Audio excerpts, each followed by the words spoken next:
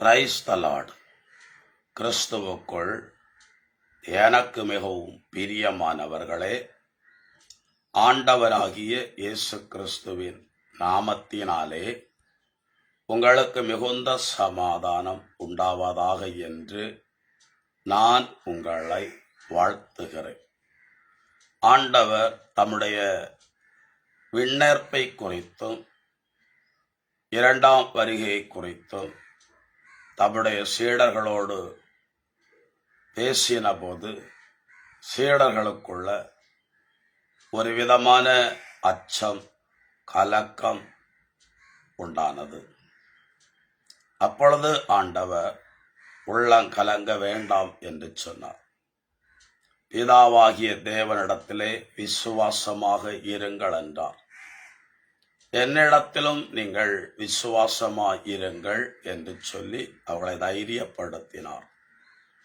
அப்படியே பேசி வரும்போது யோவான் 14ஆம் அதிகாரம் 18ஆம் வசனத்துல, நான் உங்களை திக்கற்றவர்களாக விடேன் என்று வாக்கு பண்ணினார்.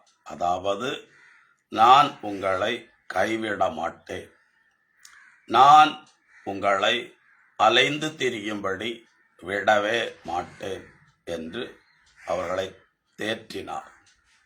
அதே வார்த்தையை தான் இன்றைக்கு உங்களுக்கும் எனக்கும் தந்து ஆண்டவர் நம்மை தேற்றுவதாகவும் கைவிடாதபடி நடத்துவதாகவும் வாக்கு கொடுக்கிறார். சில இடங்கள்ல சில அதிகாரம் படைத்தவர்கள் சாதாரணவர்களை சின்ன காரியத்திற்கும் அலைய விடுவதை நாம் கண்கூடாய் பார்க்கிறோம். மேல் அதிகாரிகள் தங்களுக்கு கீழ் வேலை செய்யக்கூடியவர்களுக்கு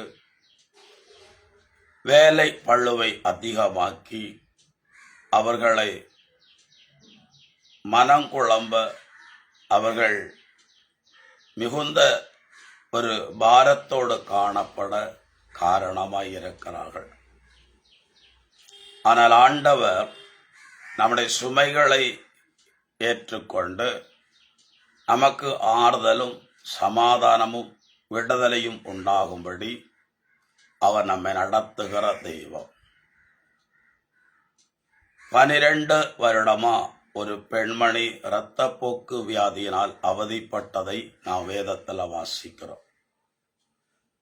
தனக்குண்டானதையெல்லாம் மருத்துவரிடத்துல செலவிட்டும் கொஞ்சமும் வியாதியில சுகத்தை பெற்றுக்கொள்ள முடியாமல் மிகவும் துக்கப்பட்ட ஒரு நபர்.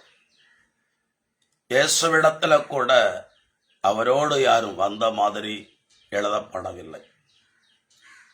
அப்படி என்றால் வியாதியின் நிமித்தம் உடன் பிறந்தவர்களாயிருக்கலாம், ஏன் அவரை திருமணம் செய்து கொண்ட கணவனாயிருக்கலாம்.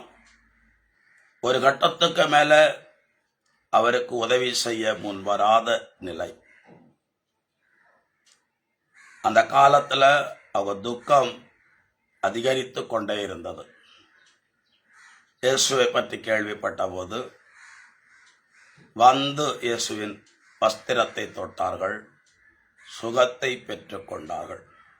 அதுவரைக்கும் மருந்துக்கும் மாத்திரைக்கும் அலைந்து திரிந்தவர்கள் இயேசுவை சந்தித்த பிறகு அந்த நோயிலிருந்து விடுதலை பெற்றுக் கொண்டார்கள்.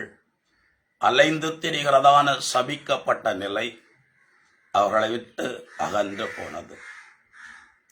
38 ஆண்டுகளாய் ஒருவன் படுக்கையில பெரிய மனவர்களே வேதனையோடு காணப்பட்டார். அவருடைய வேதனையின் வார்த்தைகளை இயேசுவிடத்துல கொட்டுகிறார். என்னை தேவதூதன் தண்ணீரை கலக்கும் போது தண்ணீரில இறக்கிவிட யாருமே இல்லை. அவன் தனி ஒரு மனுஷனாய் அந்த இடத்துல காணப்பட்டான். உதவி செய்ய யாரும் இல்லை. அவனுடைய நிலையை கண்டு பரிதபிக்க இறங்கி அவனுக்கு உதவி செய்ய யாருமே முன்வரவில்லை. தாய் தகப்பன் இல்லாமல் அவன் பிறந்திருக்க மாட்டான். உடன் சகோதரர்கள் இல்லாமல் இருக்க வாய்ப்பில்லை. ஆனா இன்னைக்கு தாயும் தகப்பனும் இல்லை, உடன் பிறந்தவர்களும் இல்லை, முன்பு நேசித்தவர்களும் இப்பொழுது கூட இல்லை. தனி ஒரு நபரா 38 ஆண்டுகளா வியாதியோடு போராடி கொண்டிருக்கிற நிலை. மனசுக்குள்ள சின்ன ஒரு ஆசை இருந்திருக்கும், யாராவது தண்ணீரில் இறக்கிவிட வரமாட்டார்களா என்று. அதை நிறைவேற்றவும் யாருமே இல்லை. பிரியமானவர்களே, அந்த காலத்தில் தான் இயேசு கடந்து வந்தார்.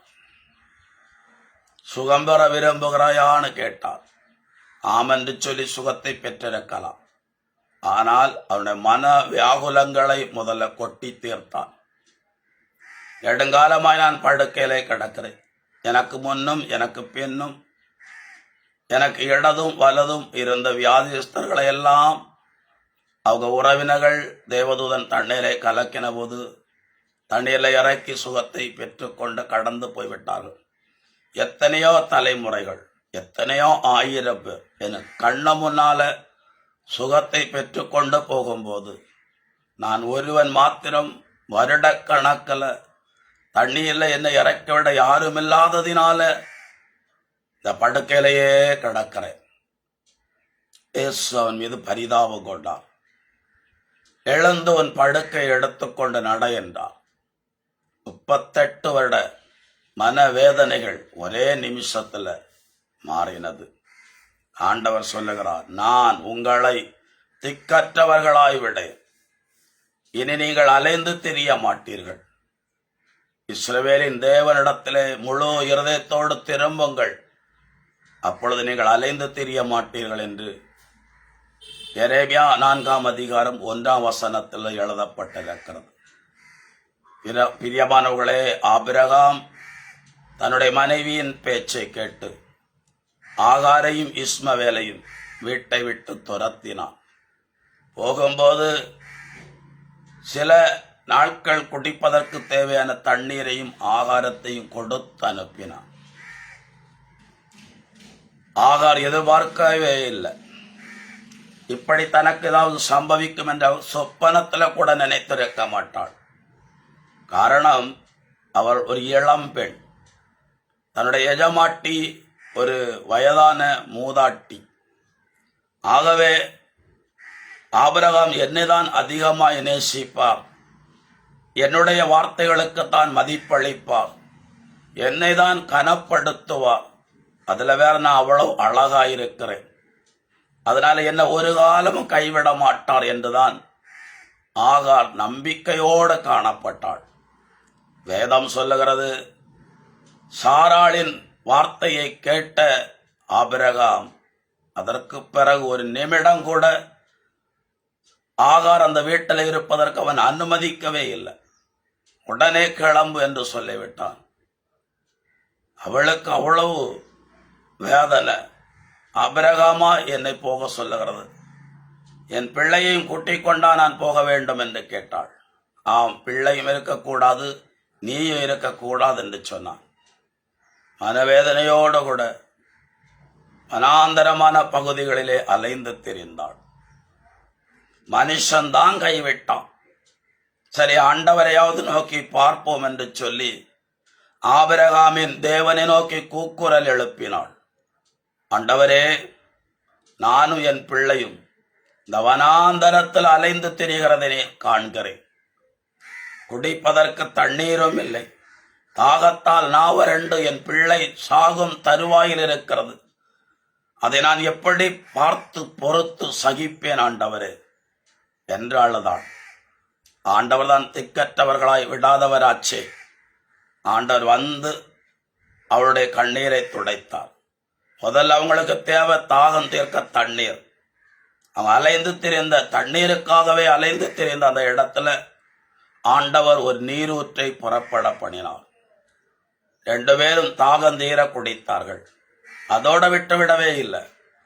குழந்தையின் வருங்காலத்தை குறித்து ஆண்டவர் சில வாக்குத்தத்தங்கள் கொடுத்தார். இன்ன பிரகாரம் இந்த பிள்ளையை நான் ஆசீர்வதிப்பேன், இந்த பிள்ளையை நடத்துவேன் என்று சொன்னார். பிரியமானவள், ஆகார் ஒரு புறவினத்து பெண். ஆனாலும் ஆபிரகாமோடு வாழ்ந்த சில வருஷத்துல ஆபிரகாமின் தேவன் ஜபத்தை கேட்கிறவர், அலைச்சலை காண்கிறவர், விடுதலை தருகிறவர், விண்ணப்பத்திற்கு பதில் தருகிறவர், கைவிடாத தெய்வம், இறுதி வரை நடத்துகிறவர் என்பதை கொஞ்ச காலத்துல அறிந்து கொண்டதினாலே அந்த தேவனை சார்ந்து கொண்டு ஜெபித்த போது அவர்களை ஆண்டவர் ஆசீர்வதித்தார். நம்ம பிறப்பிலிருந்தே கிறிஸ்துவை அறிந்தவர்கள். நம்மை ஒரு காலம் ஆண்டவர் கைவிடவே மாட்டார். இமைப்பொழுது நான் உன்னை கைவிட்டேன், ஆனாலும் மிகுந்த இரக்கத்தோடு கூட உன்னை சேர்த்து கொள்ளுவேன் என்று வாக்கு பண்ணியிருக்கிறார். கைவிட்டது போல நாம் ஃபீல் பண்ணுகிறோம். ஆண்டவர் எங்களை கைவிட்டு விட்டார், ஆண்டவர் எங்கள் ஜெபத்தை கேளாதபடி இருக்கிறார் என்று நீங்க நினைக்கலாம். அப்படி அல்ல. ஒரு நிமிஷம் தன் முகத்தை மறைத்தாலும் காலையில ஆண்டவருடைய பெரிதான மகிழ்ச்சியை காணலாம். ஆண்டவரிடத்தில் ஒப்புக்கொடுங்கள்.